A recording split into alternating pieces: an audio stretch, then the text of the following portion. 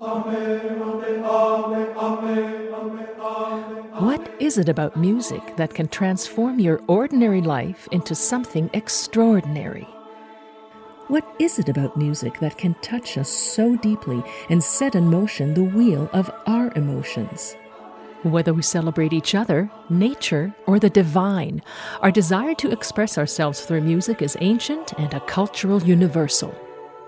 In this program, we will explore music from all over the world and speak with guests from musical, spiritual, scientific, and other realms in a quest to share and understand how music affects us. I'm your host, BRAUN, and this is Soulscapes.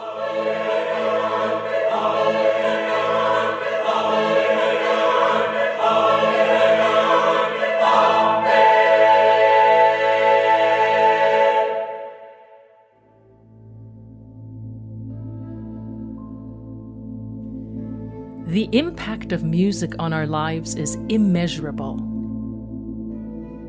Sound, rhythm, vibration, and color are always present in some form or another.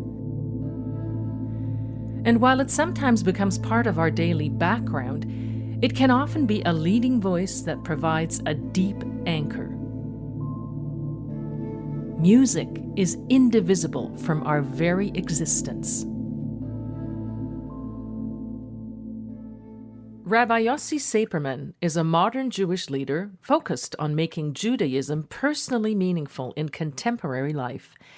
His career reflects a shift from traditional synagogue leadership to broader experiential relevance, accessibility, and community connection.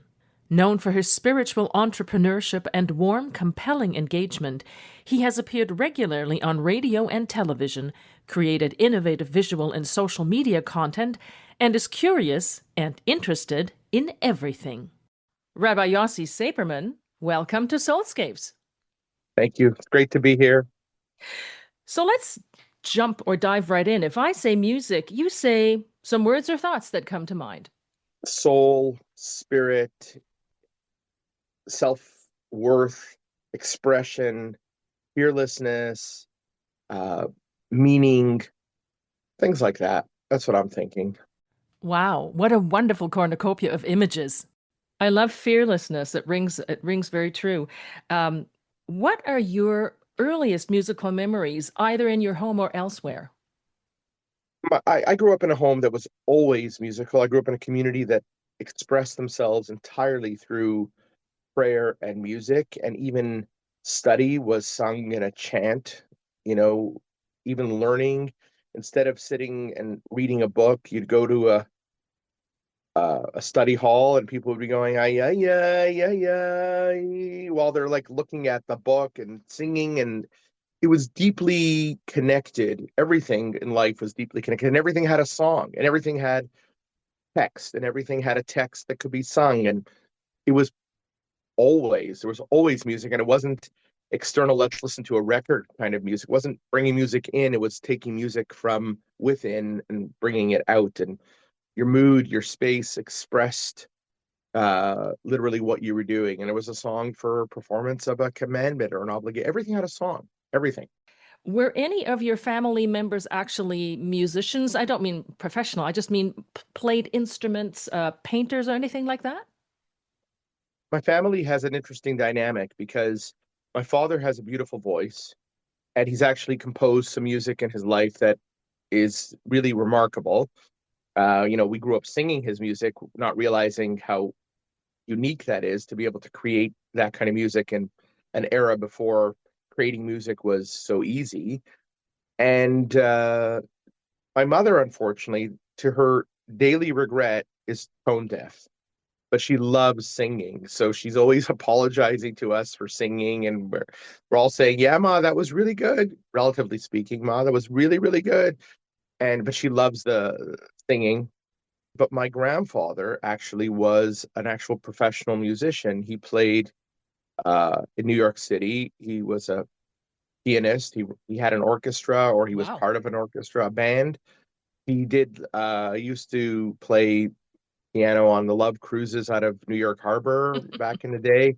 We know that he played it at Carnegie Hall various times. So Yeah, we have a lot of that. And my grandmother on my mother's side, who is really the superstar, had this natural, stunning operatic voice that is just magnificent. So that's what we grew up with, this So, surrounded by people who understood and were able to sing. sounds very, very rich. So I want to then go back to the nucleus, your family. You come from an Orthodox Jewish family. Tell us about that experience growing up in, I guess you could call it an ultra-religious family. Well, that in itself is a whole world. There's something extraordinary about a community that manages to focus outwards and yet retain sort of a barrier to the world from creeping in. It's hard to get an insight into the world because people just see them typically from the outside.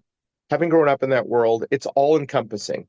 It is like it's hard to explain it unless people have really, really been on the inside. And a lot of people who are on the inside can't really share it because it's so natural for them. They don't know how to explain it. It just is what you live.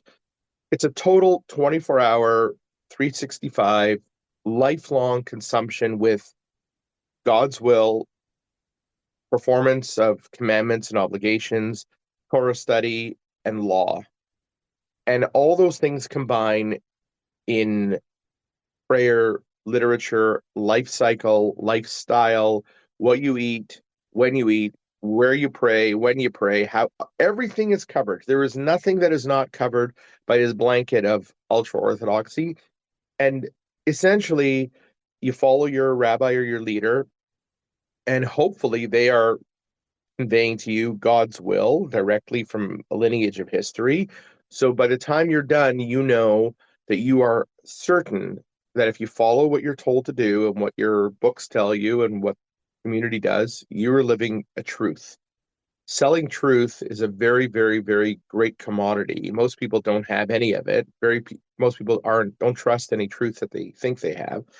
But they grow up in a world that was all encompassing and then built all these nodules of music and poetry and engagement and entertainment, all within the framework of what is acceptable, what's not. You eventually learn to live in two worlds at the same time. You live in the outside world and you engage it as appropriate, and you live on the inside world, which is your real focus in your real life. And essentially, you would die to make sure that life is maintained and exists.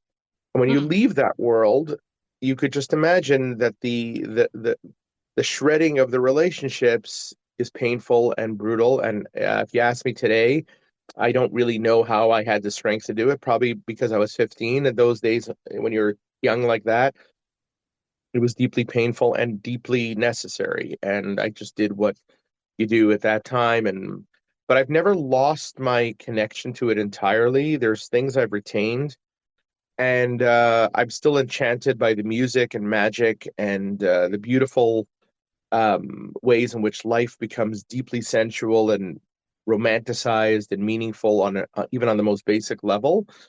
At the same time, I definitely don't want to live many of the other values and attitudes and styles in which they do.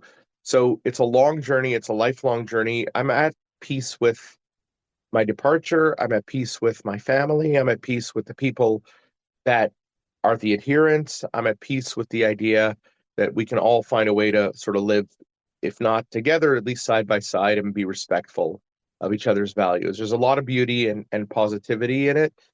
It's certainly not for everybody, and it's certainly not an easy place to be. Mm. It's what strikes me, what I find so mesmerizing is that what you're describing is a life that is fully integrated in all these aspects, and it informs everything that you do. So again, there's not really a separate for this, a separate for that. So in that milieu, if you can call it that, do you remember a point when you realized that you wanted to become a rabbi? Actually, that is the thing I didn't want to be. Of all things in the world, I thought of many other things. And the reason is because I come up from a family of rabbis and generations of rabbis and great leaders and whatever. And when you're breaking free, you say, I want to be anything but. So I really wanted to be anything but it drew me back. And this is part of the story. I was drawn back because of my skill and knowledge, which were unavoidable. I didn't want to hide myself.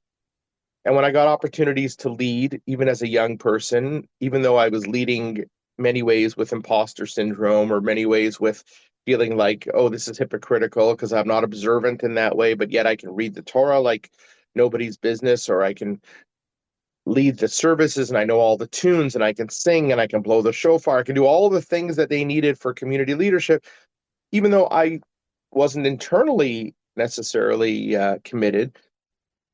Uh, but I wanted to be anything but a rabbi. So, aren't you glad for my somewhat naive question that just assumed the trajectory that you wanted to become a rabbi, which then opens up your truth that you're sharing right now, speaking of truth. So then, once you though felt yes, or a sureness within yourself that that might be a path, how does one, because I really don't know, embark on such a path? I know that in, let's say, the Christian sector, you go to university possibly or school of theology. What does the path look like for someone who makes this their mantra, their mission? So one of the coolest parts of life is you never know who you're going to meet where and what kind of friendships you're going to form and how you're going to end up connected. I did not have any intention of being a rabbi other than if I had continued on my family and life path, which would have been had me as an ultra-Orthodox rabbi. An ultra-Orthodox rabbi would not go to university typically. They would stay within their own schools and they'd be ordained when the rabbi who was ordaining them felt that they were appropriate and they knew enough of the law and they passed their exams and so on. And then you become a rabbi. It doesn't mean you're a great leader. It means you have knowledge and skill to lead a community.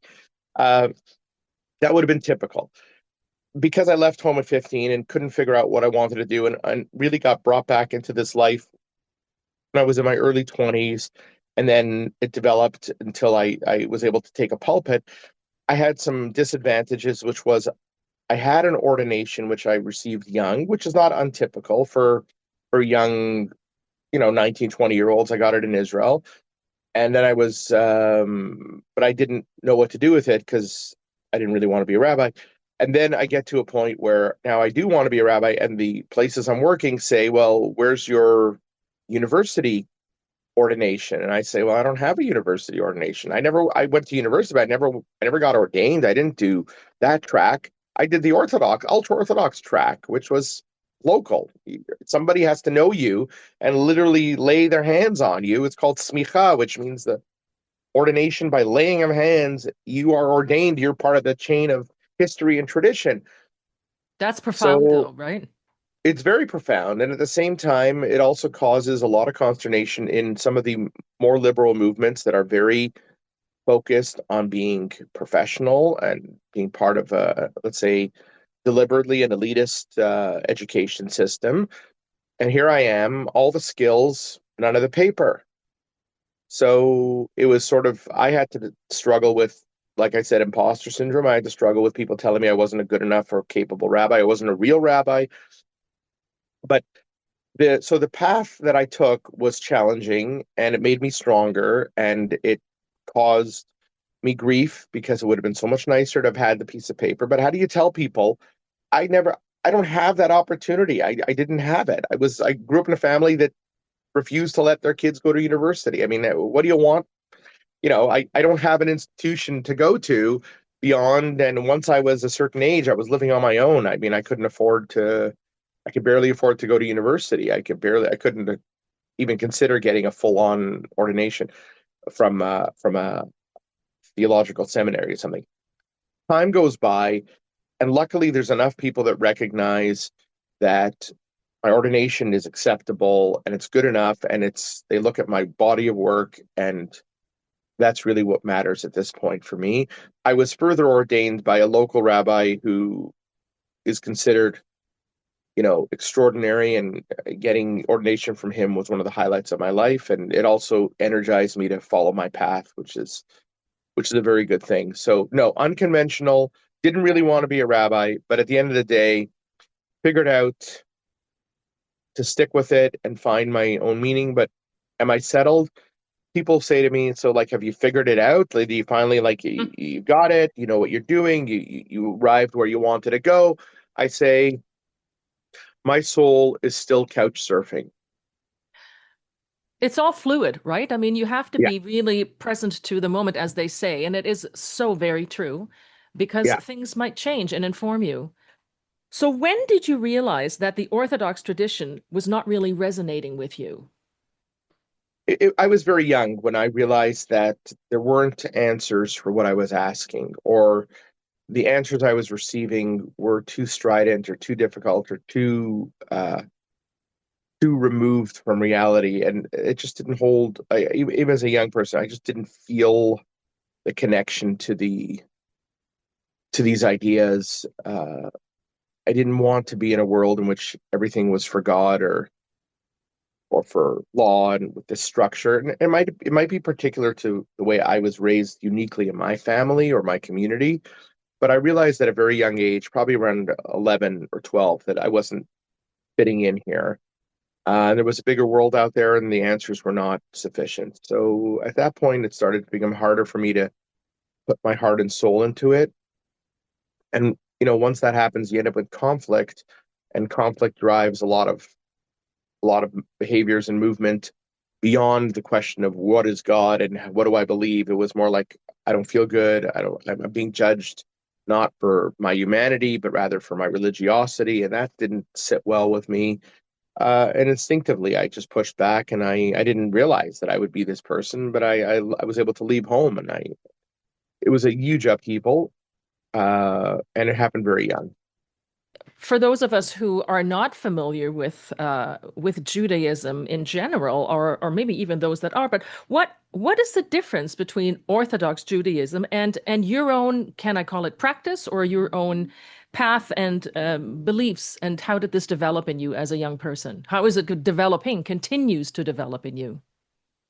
So I consider myself post-denominational, which means I don't fit neatly into one category or another. Part of it is I have a unique background, which is not common for many of the people that who grow up as I do to leave and still stay connected. Many people just disassociate or go on to a different track. Um, I re I do not fit in anywhere cleanly. At the same time, I have this body of knowledge and awareness that makes me not want to fit in somewhere. I don't want to limit my Judaism or my value systems. I want to embrace the ideas that everybody has something positive to offer. Every denomination comes along and makes changes. So there's orthodoxy, but I have a chart with 38, 40 different variations of orthodoxy. There's all kinds of ideas, and I grew up exposed to all of them. Some of them are in tension with each other, and so on. Ultra orthodoxy, in large part, is either anti-Zionist or a-Zionistic. You have to go to modern orthodoxy to develop Zionism within orthodoxy. There are some ultra orthodox groups that are Zionistic, but they're not common, certainly not in my community. So we're growing up with that challenge as well at a time when Israel is sort of coming back onto the Jewish stage. Israel is founded, but North American and world Jewry and Israeli Jewry are not seeing eye to eye. That there's a power play about what is the center of Jewish life. So where I come from, Israel was not part of it, and Zionism was abhorred as a secular theocracy, which is entirely anti ultra orthodoxy. And then I look at conservative Judaism and their ideas about maintaining the tradition and values and obligations, but rooting them in modernity. And then there's reform, which says, well, essentially Judaism is a way of expressing our social connection to the world and justice and values and so on with tradition and practice, but those things are more changeable. And then I start looking at the universality of these ideas. And very often you find, as one of my teachers always said, any idea that your religion has that is great either comes from somewhere else or is copied by somebody else. If you think that your idea is so unique that no one has done it before and no one has copied it, it's probably not such a great idea. So, which means that my search for the intersectionality of religion and ideas and great ideas is nonstop, ongoing, and is often, by the way, expressed deeply through my music, what I like to listen to, what I like to hear. Partially because I do believe very, very, very deeply that Judaism, not everybody loves this, is not as much, certainly not really that much of a faith as it is and that faith had quotation marks around a faith, as it is practice. It's, I want to see what you do. I say behavior is public, belief is private. I'd like to That create space in my world that everybody's value system can be answered by are you good or are you not good, as opposed to are you good according to my God or good according to your God. If we can develop that universality, people go off and do their own individual things. But for me, the more I study Judaism and the more I learn, and I remember I have that gift of being able to learn from firsthand sources. I can read Aramaic, I read the books, I read Judaism is an open source project. There is nothing in Judaism that isn't printed. There is no secret story. Everybody that can read, now mostly in English or many other languages, especially with AI, everything is available. There's no secret. It's a matter of bringing it together and being able to understand the meaningfulness of it. The more I understand and the more I read, and the more I can pick up on the subtlety of the origin of language and text, the more I fall in love with the Judaism that I practice.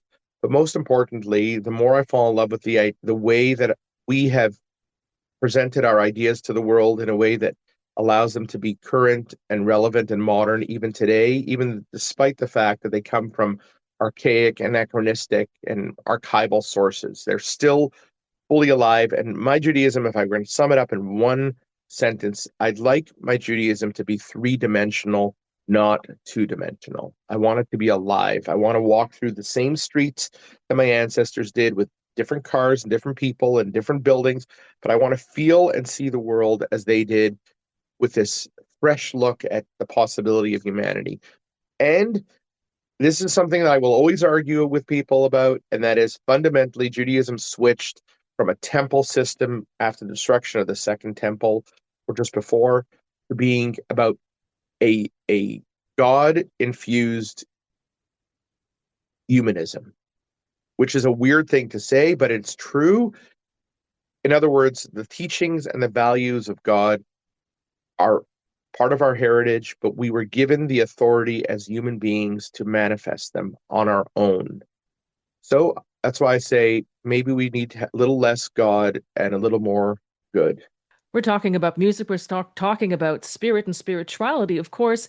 I did a little bit of research on you, and you Oh, are that's quite an great. accomplished photographer. It's a passion of yours. Do you integrate music and art or some of your own photos into your teaching? And if so, how? And what do you have a favorite thing that you like to photograph? Part of my journey has been discovering that the things that I think I'm good at, some people think I'm good at as well, which is it's a hard thing to do, especially if you don't have the encouragement of, let's say, your home or your community that says, yeah, that is a valid path and so on. But over time, I've been able to integrate my photography into many, many things, whether it was, you know, using it for charitable auctions or so on. But lately, and by the way, Addie, you and everyone you know are welcome to join me for my high holidays. Yes, it will cost a little bit for tickets, but we have the most astonishing thing happening where we take my vision and integrate it to music. And some of the music would not be religious music. It's opera, it's classic opera. There's I even heaven help me because I really don't like Baroque. I did early Baroque opera. But I because I'm trying to create the synthesis. So one of the things I've done is I use slides on the wall that are projected with the lyrics or whatever we're singing or the poem, and I've started using my own imagery. So, for example, Kol Nidre night, considered the most sacred night of the year, the eve of the Night of Atonement. It's the Night of Atonement before the Day of Atonement. I created this mental scape of the eve of Yom Kippur is the night of the moon because it's Rosh Hashanah is one of the rare holidays that starts at the beginning of a month when the moon is covered, and Yom Kippur is 10 days later when the moon is starting to really shine. So this whole idea that the entire evening is dedicated to the moonlight. We don't have that many powerful evening services. This is would be like our midnight mass, so to speak. So I've started using my imagery there, and I actually tell you when I look at my own work, I go, I really like what I'm able to convey here through my work. So I'm hoping to use more. I've used it in my High Holiday Prayer book, and I've used it wherever I can. I like my monthly newsletter. I try to do good with that work that I do, and it brings joy to people. During COVID, I did a photo a day. It didn't really help, or maybe actually did. Maybe that's why COVID went away. I'm still not sure about. You never know. Never know. But I didn't get a government contract, so it probably didn't help at all. So my favorite things to photograph are things without people and things that do not tell you where they are. Mm. I really learned a long time ago that I got tired of answering questions of what does it mean? Who is that? Oh, you were there. Yeah, my sister and I were there as well. No, I want to focus on the thing or the feeling or the object or the extraordinary without being too pretty. Like sometimes it's messy but I want people to be able to see maybe not what I see, but if they see something, and I'm always struck by Ansel Adams' response to the question of why there's no people in his photos. And he said, what do you mean there's no people in his photos? I'm in the photo, you're the viewers in the photo, we're in the photo, right? Right. So, so I want people to put themselves in the photo. Sort of like the way we teach the Seder for Passover. Every generation, every Seder, you must see yourself as though you are personally being liberated. The photo can belong to you if you see yourself in it, and I'm happy to give it in that way to people. So I will photograph anything that touches me or strikes me. Light, color, absence of light, very important. I do have a particular joy of watching the deteriorating life as beautiful, like leaves that are turning and flowers that are torn or shredded or falling apart, or that I'm not aesthetic in that sense. I really want to capture the possibility of the end of life. I remember I gave a talk to a nursing home, an old nursing home, about my photography, and I showed them slides, and they really got the idea that the turning of their lives in many ways was more beautiful, and in many ways people just looked at them and said, well, you're essentially dying, and they said, no, we're blossoming in our own way. So I really like that. Beautiful. What I'm taking from how you're describing your wish that people see themselves in these images is that there may be profound symbolism in an event or in a picture, but it has to, for you, have to have a high degree of personal relevance. That's what you're trying to really sort of achieve or hope for. Yeah. So that But it's I'm not in the sense that everything is part of my story or right. an expression of me.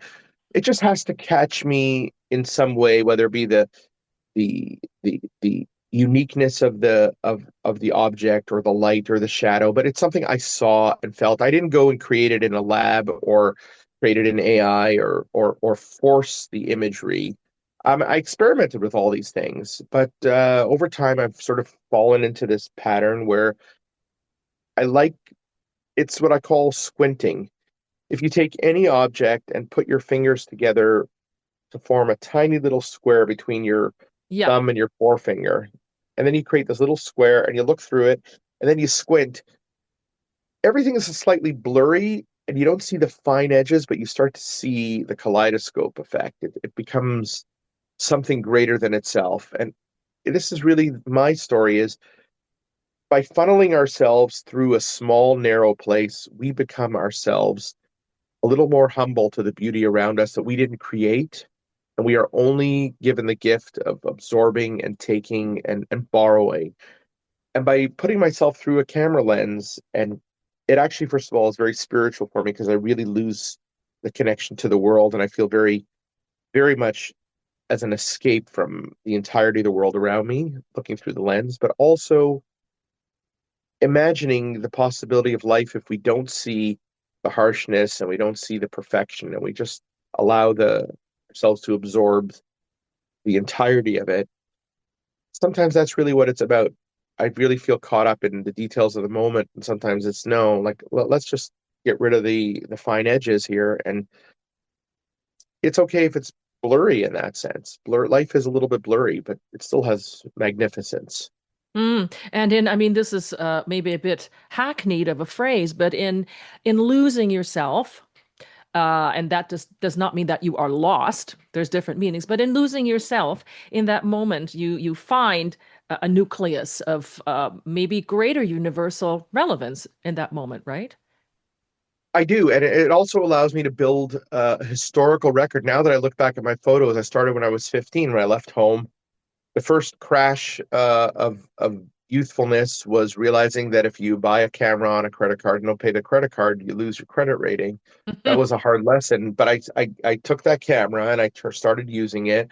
And in those days, of course, it was film, and I had to process it, and I did some of the black and white myself.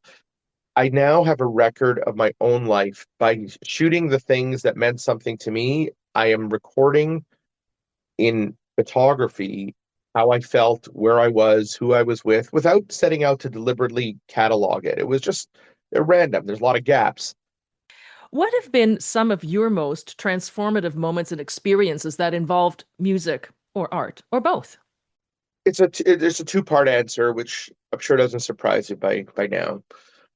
The first thing I want to talk about is the transformation of allowing music into your mind to the point at which you can find an internal voice that comes through music, which is perhaps one of the most deeply soothing and important things I've ever done. And that's one thing I want to talk about. The other thing I want to talk about is how I come to the realization, and it came from a song that was composed by my brother's closest friend in Waterbury, Connecticut, and this young man's mother was my math tutor, and I sat on the piano bench where this child learned how to play. And he's extraordinary. He is truly a once in a generation talent, even in the Jewish community, the ultra Orthodox community, which is prolific at creating music. He is at the top. And he wrote a song based on a midrash, like a rabbinic teaching, which was this idea: every creation in God's world has a song. Everything has its own song. Is that like saying scientists will say that everything resonates? Does that hang in there somehow? Everything Everything, has it's vibrations and therefore. resonance. I agree. It's resonance. Everything is resonant. And sometimes we're touched by it, sometimes we're abhorred by it, but however it works. But then the rabbis continue and say that there is one storehouse or one place that is locked to the world, but can only be opened not with a key, but with music. This idea that music is actually a key as opposed to a song that helps us find the key. It is actually the key, literally as though it's a key on a piano. This idea that the only thing that can unlock certain doors is music, because there are doors of tears, which we're taught are never locked. But when you come to a locked door, it may be music that opens it. So that goes to part two. There's somebody I follow on the internet, fabulous, and he shared this album of a recording that was done at Big Pink, which is the where the band recorded their famous album in upstate New York. And they invited this group called the Bengal Balls, Bauls, I believe, to create a music. And it's like one of the most unexpected things that this classic rock album, really seminal album, also had this connected to it. And when I started listening to it, I start to listen and I come to song Say Hi, Mina Bird or something, whatever it was. And there's four or five unique voices in this song. To this day, that song just, I don't understand a single word. I mean, I know the translation, but The words I don't associate with words anymore. They are just feelings. And the power of that song, when I meet people and I say, I may be the only rabbi that is deeply, deeply interested in remastered Punjabi traditional music with a modern beat. It's a little bit obscure, but I only do it for one reason, because it touches me. One of the things about being Jewish is that there are people from absolutely everywhere who are Jewish. There's an entire living there are entire living communities in Africa, in different countries, that are Jewish, Black, Jewish, African, and they have their own music using the same words that I would use here to sing the same prayers. How could we not embrace the possibility that music is the most universal language? It has to be. They do say, whoever they are, Hey, that, yeah, exactly, that we hummed and made sounds before we developed words in spoken language, which makes perfect sense because even just, blowing through a blade of grass or making rhythm with stones or sticks, that is vibration, that is sound. So yes, it is universal. It ties everything together. It's like a DNA of its own kind. you're actually tapping into something really, really deep, which is the biblical creation story, which nobody in their right mind, well, I don't want to speak for nobody, should not be seen as historical or scientific. Rather, it's an expression of creation. One of the first things that happens is Ruach mirachefet al pnei hamayim. The water is blowing on the surface. The wind is blowing on the surface of the water. There's no doubt in my mind that that is the first music, is the sound of wind blowing on water. That's the way that the Bible expresses it. And it seems like it's just a frivolous, and who really cares? You're not going to give me all the details of creation anyhow. Why do I need to know that the wind was blowing on the water? A little bit later on, when Adam and Eve are in the garden and the midday wind is blowing through the leaves, you start to hear that they're trying to convey the music of the moment. And that's what you're hearing. And of course, wind has its own tone and whatever. So I do agree with you entirely that the world is created musical notes in a different form, which is the resonance of nature. Every blade of grass has a song to sing. Every bird has a song to sing. If you had to choose three or four pieces of music that you go to for upliftment, what would your playlist look like? You've already hinted at pieces from other cultures that deeply inspire you, but do three or four pieces come to mind that bring you upliftment? I thought you might ask me a question like that, so I actually pulled up my YouTube playlist here. Brilliant. And I will So share this with my audience. We put it on the website so that people can be uplifted by what you've been uplifted by. And then the I circle think is a bit more complete. I think it's lovely. I will tell you, the first piece I would say is that Bengali Balls, Bauls, at Big Pink. The song is Say Hari, Hari, Myna Bird, Mynah Bird. That is probably at the top, one of the pieces at the top of that. Here's another one that is worth listening to because of the way that music and modernity synthesize. It's by the Derek Trucks band, Derek Drek Trucks band. Derek Trucks' father was in the Allman Brothers, and he is perhaps the greatest slide guitar player, at least for this type of music. And he plays a song called Sahib Terry Bundy Maki Madni, which is off his album called Songlines.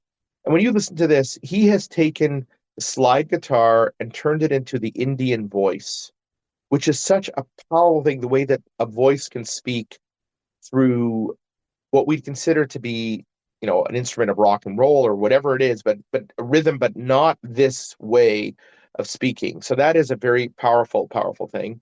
Sounds Uh, unbelievable, actually. oh, it's when you actually hear it, it's sort of like the way Yudi Menuhin would take the violin and turn it into the human voice, right? That kind of thing. Yeah. It's so extraordinary.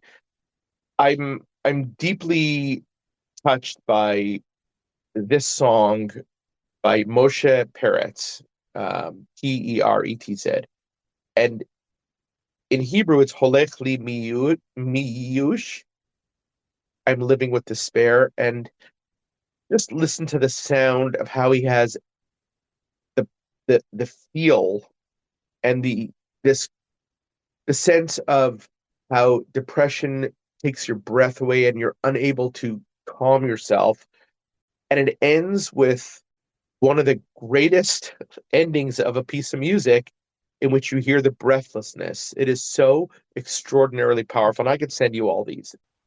Thank you so much for that playlist. And I know I can't wait to post it and see people's reactions to it. And I know that I'll be definitely trying to get my Rabbi Yossi Sapirman upliftment moment and see what happens to me when I listen to what you're describing, which is already very uplifting. So we're going from talking about upliftment to our very troubled times. And it occurs to me that perhaps people have always felt in these troubled times, trouble was never far away from any upliftment, but in these troubled times, what do you feel the world needs most? The world needs the soundscape that is around us all the time, that is unavoidable, to start sounding hopeful. I really, really hope that people start understanding that through music, you can completely change the dynamic, not only in the world, but in your own mind. One of the things I've learned to do is to not listen to the radio or be on the phone as much as possible while I'm driving. When I'm driving has now become my sacred time to listen to music. And it's really changed me. It's really allowed me to be alone with my thoughts and to soothe and to heal and to reflect. And it's created a soundscape for me, like the so-called wall of sound, that has allowed me to have the noise everywhere, but it's the kind of noise that gives me permission to be alone with myself. And that is really a very therapeutic, healing thing. I wish the world had more good music, really. And so your wish for people is then that they sort of make music their personal friend in a way, that we really actually sort of invest in that time, not yeah later or its background, but to actually sit with it, whether it's live or recorded, to develop that relationship with it because it brings forth goodness. It also brings forth pain and suffering. It is Yes. a form of it's an expectorant, because as you're breathing and as you're feeling and as you're engaging by choosing the music. This is one of the things that used to drive me crazy, is waking up in the morning and turning on the radio and they'd be playing a song by Phil Collins. I could see it coming in the air tonight. One of the saddest, most horrifying songs imaginable. I just got up happy. Don't ruin my morning, please. Like, and then I switched to something else. Oh, finally I can hear that. And then if it was Baroque on a harpsichord, I lost it. That was the end of my day. So, but choosing your music, creating your playlist, and the playlist is designed to let you feel a safe space, but at the same time, it touches me every single time. Um, then I asked myself, what if we were music to everybody we met? What if when we spoke to them, we could evoke that? What if the way we live our lives is like singing our song? And that's really what I hope for, is that people sing a song that is actually life-changing for yourself and for other people. Rabbi Yossi Sapirman, this conversation has been uplifting, profound, joyful. I think we've both had tears in our eyes at the same time. I think there's great hope for humanity, for life, and I'm very honored that you had the time, made the time to speak with me, and can't wait to share our time together with my audiences. So thank you very much. Thank you for having me. It's been really a pleasure, and someone as extraordinary as you to take the time to listen to a story that's outside of that world. I'm so glad you get to share this with the world and share yourself with the world. When asked what words of inspiration or upliftment he could offer, Rabbi Yossi Sapirman said the following. When I'm asked, what is music and what does it mean to me, I say, think of poetry. From this poem by Malka Chaifetz Tussman, translated from the Yiddish by Catherine Hellerstein. You ask, what is poetry? My answer would be, I don't know. Nevertheless, I will say, poetry is hunger, poetry is thirst, poetry is pain, poetry is delight. And poetry is nothing at all if you don't need the poem. Now, when it comes to music, even if you don't need the music, it's all around you. You just have to listen. From north to south and east to west, music inhabits every corner of our world and beyond. I hope you've enjoyed my conversation with Rabbi Yossi Sapirman. I'm Adi BRAUN, and this is Soulscapes.